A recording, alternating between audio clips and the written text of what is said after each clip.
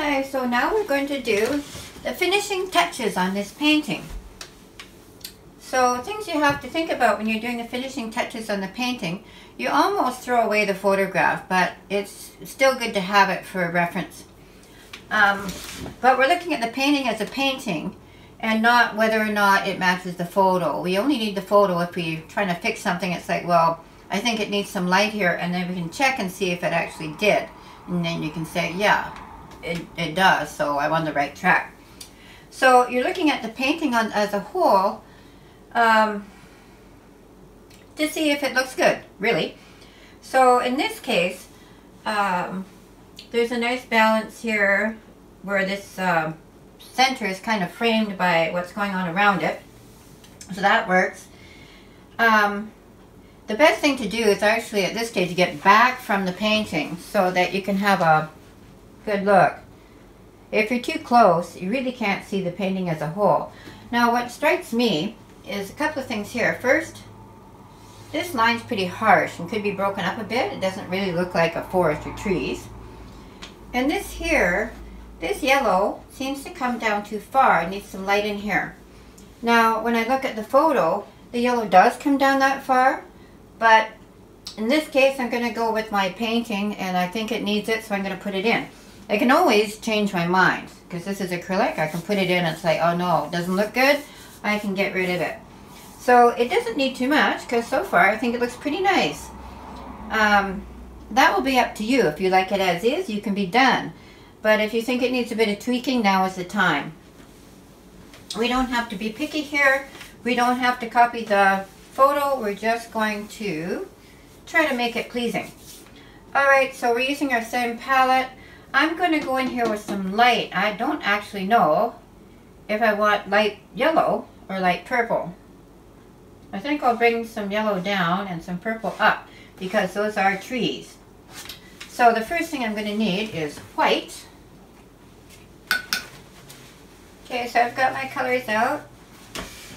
And it really doesn't need much. Another thing I want to point out for down the road and for future lessons is some of the things that make this photo itself look nice are, there's like a circle of light, and you have to squint to see this, and then a circle of sort of dark there, then another circle, and then another circle. So it's kind of almost going into a bullseye right here. And that's to do with the light and the dark balance.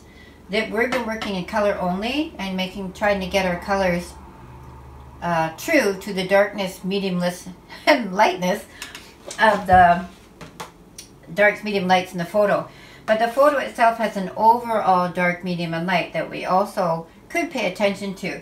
We don't need to if it doesn't need that, but that is part of what makes this photo attractive, that this dark comes up and continues around here. So we could pull that up and around.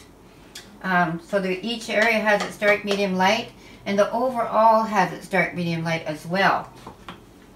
So just something to think about, and that I will elaborate on in another video. But we may think about bringing those darks up into making that circle, which is apparent there. So there's a dark circle, light, light, dark, light, light, dark. So that back and forth between the light and dark is part of what makes this photo so interesting. It doesn't have to be the case that that's what makes this interesting. Okay, I had this brush. I think it's too big for what I want to do. The closer you get to the end, in general, you're going from large areas to smaller areas, so you want to use a smaller brush as you go. We're working on top. Okay, so anytime we're working on top of these colors, again, we have to use either thick color or paint it white first or mix white in with the colors that we're using in order for them to show up, because otherwise if we paint purple over this yellow, the yellow will show through it and look brown. If we paint yellow over the purple, same thing. So we want these colors to stand out on top, we'd have to add white to them. The thickest white you can get. Now if your white's really runny, there is a trick. There are a few tricks. You can take your tube of, well, I'll just use any color. Any tube here. And in the middle, your pigment is watered down a bit with the medium. if you get up near the top here, it's half dried out already, or up in there. If you want really thick paint, get some that's partly dried out. And that will give it some body. Okay, so I'm going to have to experiment a little bit with what's actually going to look good on here, because again, we're painting over top of a color, and we'll just have to see what works. So I'm mixing up a pale, I guess lavender here.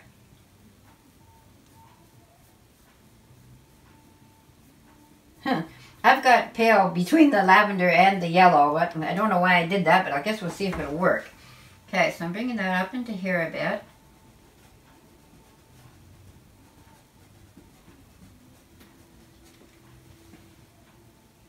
Actually, I do like it. All right, so bring it down into here a bit too, just to lend that space, bit of the... I have to get back to look at that and see if that's doing what I want it to. Yeah, I like it. So this purple is only in one area. So I was thinking, well, actually, it wouldn't be bad if it went around in a circle itself. So I looked at that and I thought, well, actually, it is a little bit purple up here. I might be making it up, but I sort of see purple up there, and I'm going to put some in just to balance out. It's kind of like when you're choosing an outfit to wear. You want your outfit to go. Like, you don't want to be wearing, maybe you do, but in general, you want your, whatever you're wearing to sort of go together. And it's the same in the painting. If I got purple here, I probably should have some purple somewhere else. So, put a little bit up there, and maybe up here too. Whether or not I see it in the photo, because we've gotten away from the photo now, we're trying to make it work as a painting. Okay, that's not bad. I'm going to bring a little bit in here. To bring that back up. Now if I can get some purple down in here, that would also be good. I don't see anywhere in this picture that I can put purple that's already there. So I can get back from it and think of where I could put it. I'm going to try a little coming down here. Just because if I was going to put it in, that's where it would look nice. I like it. We'll go with it. And that really I had to make up just to help the painting come along. So, a little bit more purple there. Now, this line here is still a bit ferocious. And actually, this line's pretty evident too. So, and I might want to brighten up there. Okay, so we're going to cut this line up, cut that line up, and add a bit of light. And hopefully, that's all we have to do. On your paintings, there will be other things you have to do.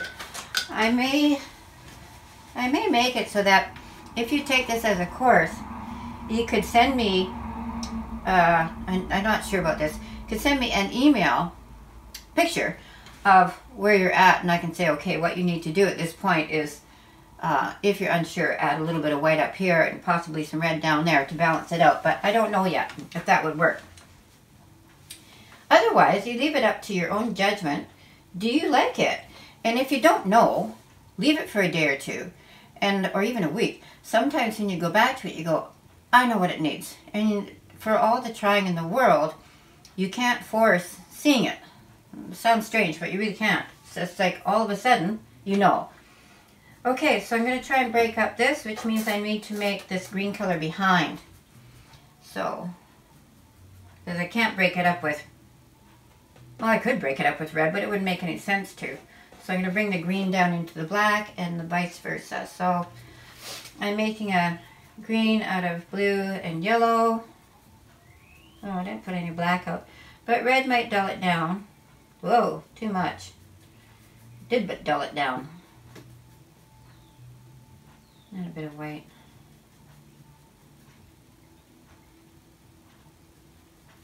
Comparing it to that background color, a little more lemon yellow.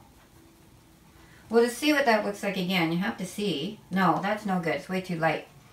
So, I have to darken it.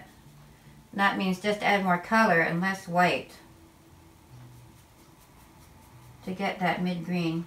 This is a blue-green, that's a yellow-green, so I'm going to add more yellow. Whoa, I overdid it. Oh, maybe not.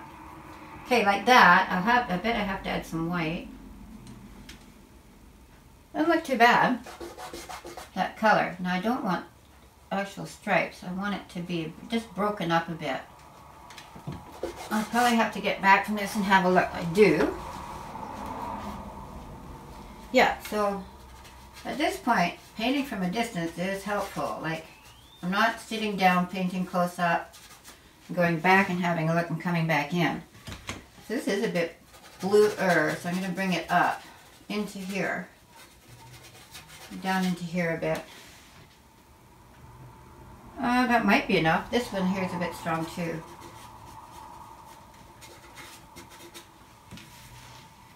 Okay, so now I want to break this one up as well. So that's a very light yellow coming down over top. I'm not even going to clean my brush because we can just work with the color that we have. Lighten it up a bit. It's a lemon yellow here, not a cadmium. Okay, so I just took the same color and added a bit more lemon yellow and a little bit more white. We're going to do the same thing here and bring this color up and down.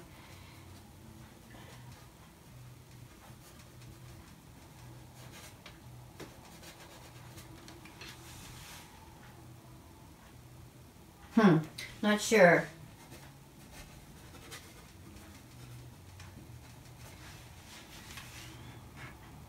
I don't want to make a mess either, which is starting to look a bit messy. Alright, I'm going to leave that so I don't get carried away there a little bit more. And I think I better add some more lights down on the bottom and here, just to balance that out a bit. Okay, so just a couple light spots here. I might go a bit lighter in here, and I'm going to add a couple of whites in the sky to get that sky a little more contrasty. Like, it looks kind of like really cloudy right now. And I think the sky right behind that foliage would stand out more because it's backlighting the foliage. Okay, so now I'm going to make a bright. I could probably just go with this cadmium yellow, but because I'm going over the orange, I have to add white for it to show up. So, try just in this case, I'm going to refer to my photo. There is sunlight on there. It does need some lights. So, I'm going to do it around where it is, because since it is sunlight, we want it to be and where it would actually be. I don't like that one. Just take it out if you don't like it.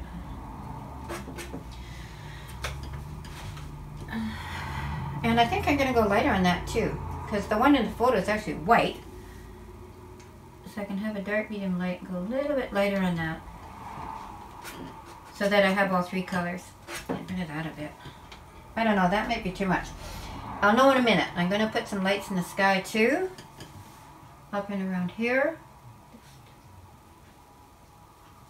And then I'm going to have another look. I don't want it to look like a bunch of polka dots either. So this last bit can be tricky. It can make it or break it. Hopefully you've left it long enough that you sort of know what to do. And I did leave it for a few days, so I sort of knew what to do, which I always recommend. Like especially if you're stuck.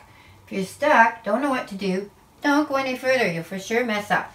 Wait till you really have a good idea of what you can do. Once it comes to you, you just sort of do, oh yeah, I know what to do, then do it. Okay, I have to have a look at this.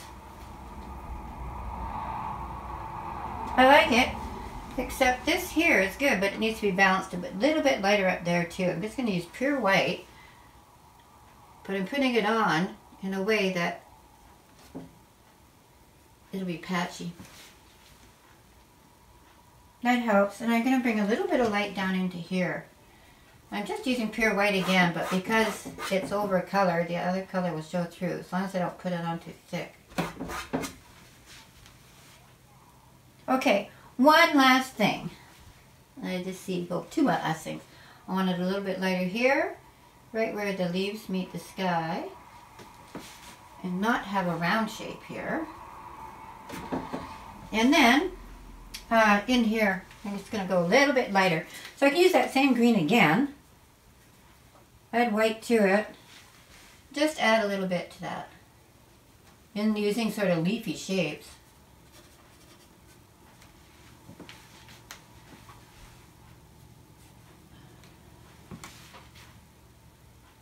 Yeah, kind of. I'm going to wipe that out a bit.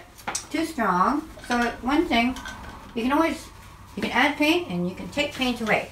So in this case, I think I added too much. So I'm just going to take a bit of it back out.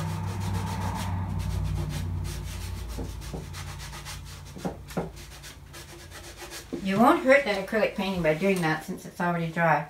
Alright, I'm going to leave it, no, I'm almost going to leave it at that. One more white bit right here. Just a little bit more under here. And blend that in with my finger. What the heck? Finger's right there and quick. Okay, I think that's okay. I'm going to call it a painting. Now, you can see, the longer you give yourself, the more workout you do on it. And that's not necessarily a good thing.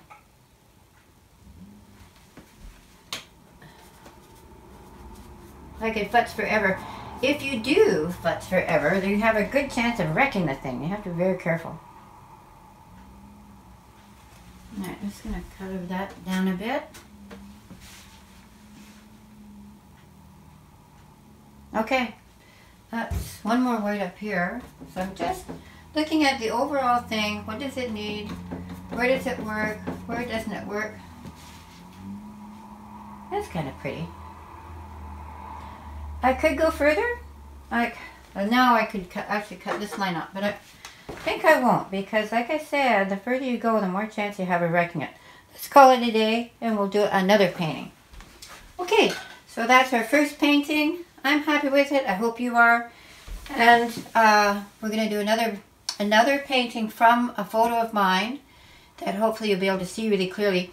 And then after that, you should sort of know how to go about it, and you can try doing it from your own painting. No, or photo. Your own photo. Okay? See you shortly.